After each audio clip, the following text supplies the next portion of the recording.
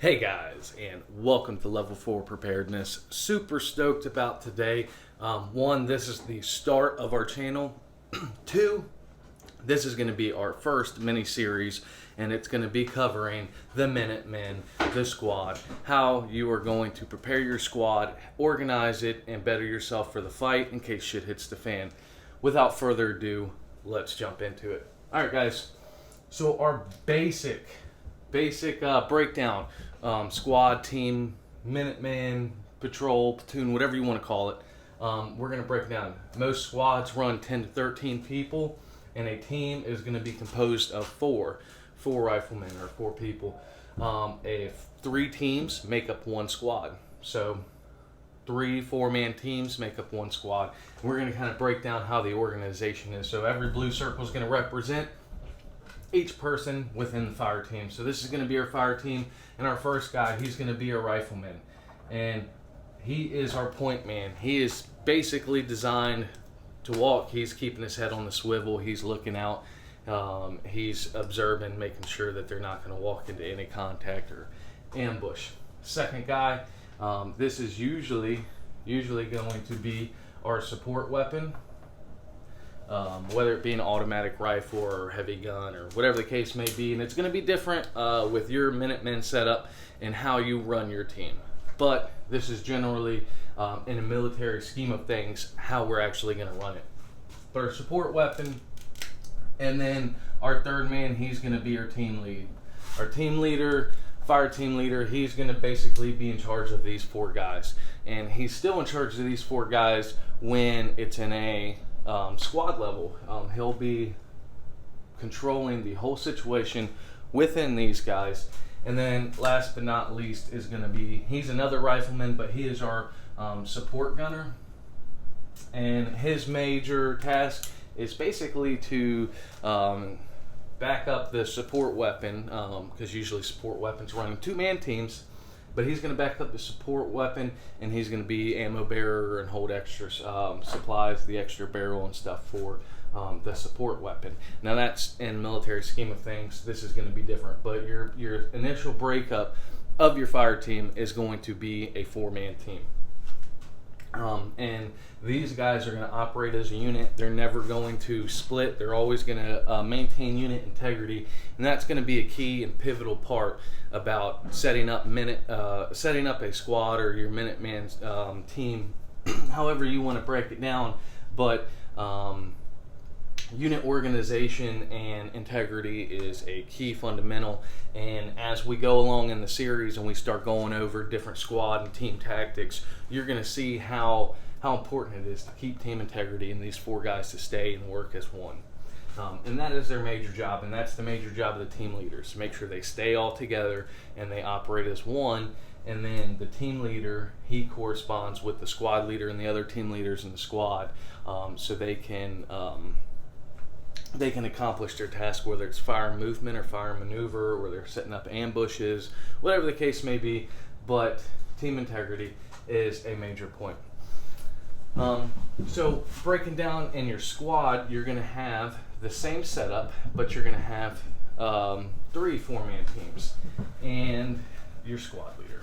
So your 3 4-man teams, you're going to have your first guy, second guy, team leader, support gunner. And then your next fire team is going to be doing the same thing. Point man, support gunner, team lead, gunner, support gunner. All right. So now you see that we have our 4-man teams, and essentially our third team is going to fall into place just like that. The squad leader, he's going to position himself usually somewhere around the middle of the squad. This way he can better maintain unit integrity. Again, unit integrity, unit organization. You're going to hear me say that a lot throughout the series. But he's going to bop around, but most of the time he's going to be in the center. This way he can keep an accurate head count of his guys as you're on a foot patrol or you're doing combat operations. And this way he can actively communicate to all the individual team leaders that are spread out in the squad.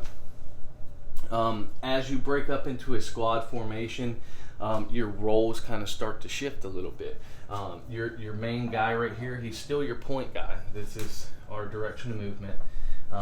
And this formation right here would be considered a tactical column, but we're going to go over formations in the next episode. And you'll see this tactical column, and this is one of the most preferred methods of travel within an infantry squad. But your front guy, he is still going to be your point man. His head's still on a swivel. He's always keeping out. He's observing everything. He's watching his surroundings. Your next guy, which happens to be the gunner, his next job is your navigation man. You would think your nav guy is going to be up front, but your nav guy is actually second and back. This way, our top guy or guy in the front, the tip of the spear, his primary goal is to keep an eye out on things. As is everybody's job, but he is up ahead of everybody else. So this way he can get a good idea of what's going on, and he doesn't lose focus of keeping an eye out on his surroundings. Our second guy, he's going to be our nav guy. And this guy's basically, he's going to have the map, he's going to have the compass, he's going to make sure the direction of the squad's moving where they need to be. And he is getting direct orders from the squad leader or the team leader saying, hey, look, this is where we're going. He already has the route pre-planned, he knows where to go, he's getting the squad there. So this way it doesn't take away from the team leaders and squad leaders to have to navigate and run the squad. The team leaders should be worried about their team, squad leaders should be worrying about the squad. Point guy, he's keeping an orientation of everything and what's going on as they go into the new surrounding. And then we got our nav guy. And then we take a step back one, okay, because remember, this is our team lead. We take a step back, he's our support gunner, but he is also going to double as our pace count. So while he's taking navigation, our support gunner, he's keeping pace count. He is actively counting how far they've gone by keeping a pace count. So he's going to keep pace, so this way they know what distance they've traveled, and it's easily for the navigation guy to turn around and say, hey, how far are we at? And we're at 350 meters, we got 250 more meters until we get to our objective, or vice versa. But you see how the tactics start to break down in the squad. Alright guys, I'm going to end the video right there. I'm going to try to keep it short for you guys. Stay tuned for the next video on the series. We're going to cover the different types of patrol formations. We're going to cover the different types of patrols that we're going to go in, and we're going to talk about movement within the squad. Alright guys, stay tuned and make sure you hit that like and subscribe button. See you guys on the next one.